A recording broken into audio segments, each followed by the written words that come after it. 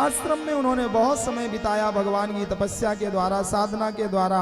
मन नहीं लगता था, वो बैठ गए और पुराणों को लिखना प्रारंभ किया। भविष्य में क्या होगा, संसार में क्या होगा, बद्री का फल खा करके वेद व्यास जी ने पुराणों को लिखा है। इसलिए भगवान को बदरायण भी कहते हैं।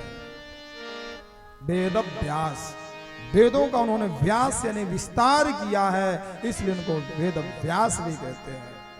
कृष्ण द्वैपायन श्यामले थे और एक द्वीप में उनका जन्म हुआ जहां अंधेला था, और उस द्वीप में जन्म लेने के कारण द्वीप उनका नाम पड़ गया कृष्ण द्वैपायन। और वेदों का विस्तार, पुराणों का विस्तार किया, जिस कारण से उनका नाम वेद व्यास हो गया। असंतोष था, अभी आनंद नहीं आ रहा। मैंने बनाया पुराणों को, 17 पुराणों को उन्होंने बना दिया, पुराण बना करके लिख करके रखते जा रहे थे। उन्होंने महाभारत ग्रंथ को भी बनाया जिसमें 1 लाख श्लोक हैं, और उन्होंने मन में ग्लानि लिए बैठे हुए थे, चिंतित थे। उसी से में पर देवर्षि नारद जी का आगमन हुआ। नारद जी ने प्रणाम किया, वेद व्यास जी ने उनको प्रणाम किया और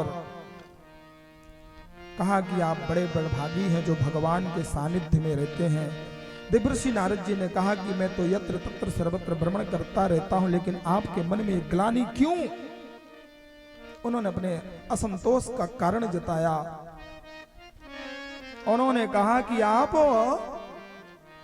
शास्त्रों का जो आपने अभी बना करके तैयार किए ना, महाभारत, 17 पुराण, उपनिषद, उपपुराण, औपपुराण,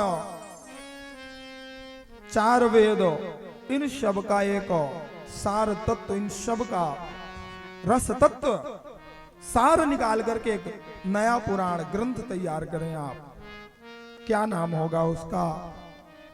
उन्होंने कहा श्रीमद्भागवत महापुराण।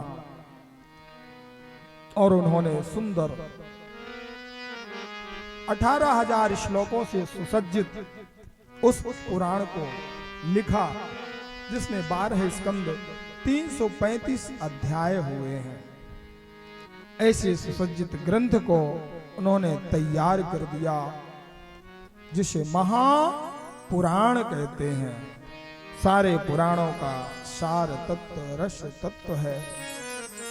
नारद जी ने ही चतुर्थ श्लोक की भागवत प्रदान करी थी, और उसी चतुर्थ श्लोक की भागवत से इन्होंने विस्तार कर दिया।